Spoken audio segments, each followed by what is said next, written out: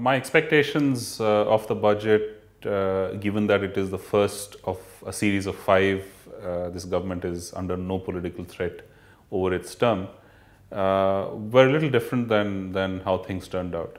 I thought the finance minister would use the opportunity to lay out a very rich roadmap, a detailed roadmap of what the government planned to do over the 5 years and how the budget this time around would fit into that larger scheme. In the event that didn't happen, he started off saying, talking about a roadmap, talking about strategy, a 5-year horizon and so on. But as it turned out, he did not present this overarching framework or strategic perspective. He dived immediately into details. My first reaction to the budget was, it was mostly a continuation of the previous government's direction, but I think that was also the part of the reason was that the expectations from this government is so overwhelming because of the mandate that they've won with, that there is bound to be some disappointment. But being India and baby steps is the way most reforms have been, this in that sense was really just a continuation of those baby steps. Overall, I think the strategy lies in the details to an extent. There are attempts to address agriculture, there are attempts to address manufacturing, there are attempts to address the river cleaning is a big issue for this government, and there were references to that.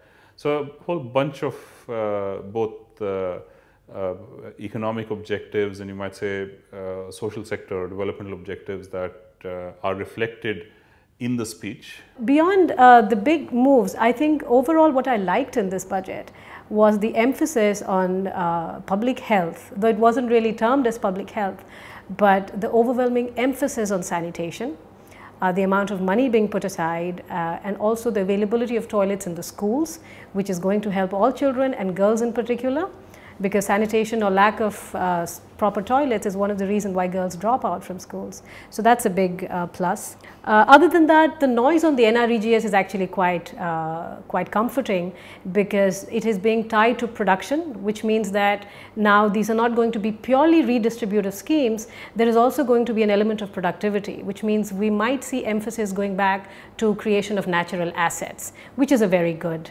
point, and I'm excited about that. There is an emphasis in agriculture, for example, on crop diversification, on getting more productivity for crops other than the cereals. That's a very important objective.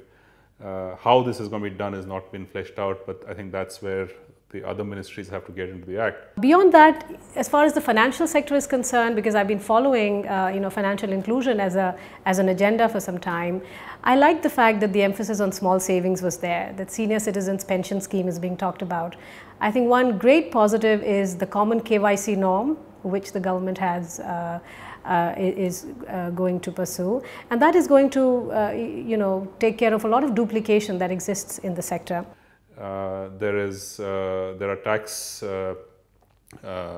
concessions, if you will, or reforms relating to the real estate sector through the REIT framework, the Real Estate Investment Trust framework. This has also been extended to infrastructure. Essentially, this allows retail money to come into these sectors without having to incur a large tax liability. And I think this is a good way to stimulate, because construction and infrastructure are both sectors that have massive connections, linkages with other sectors. So when they start to grow, they take things along with them. That's very positive. But again, we know for the last several years that the devil is always in the details.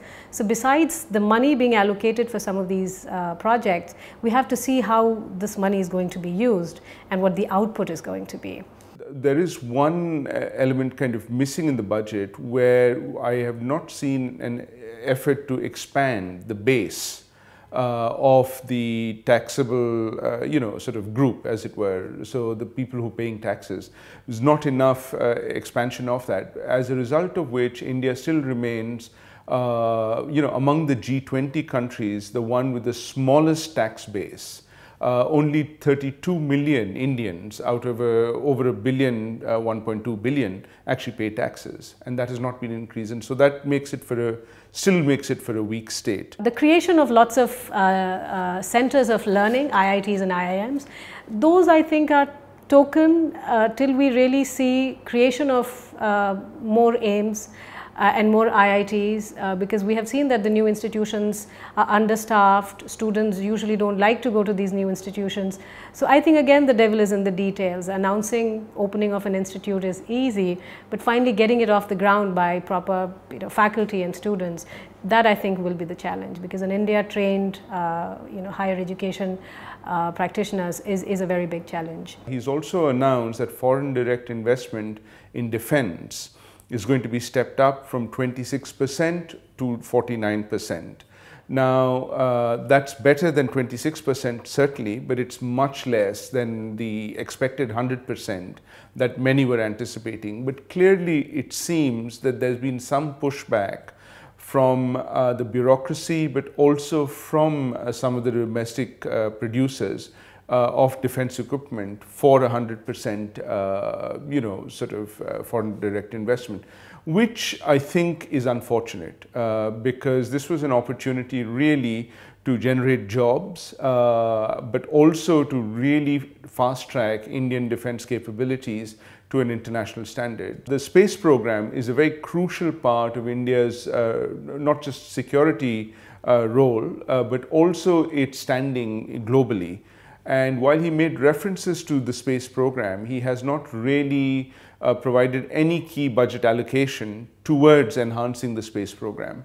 And that again, I suspect, is a little bit of a missed opportunity going forward. A lot of allocations have gone in. For instance, the Beti Bachao, which is the small girl, girl child's welfare, 100 crores is not that much money. I still, what I like about it is these are indicative. I think these 100 crore allotments are indicative of the intent of the government. So instead of big steps, these baby steps or indications are really towards what the next 5 years are going to be about. What we now get back to is our old problem with having the budget translated into effective action by various other ministries. And that's always been our problem. That remains a problem. Let's see how the government goes about solving that one.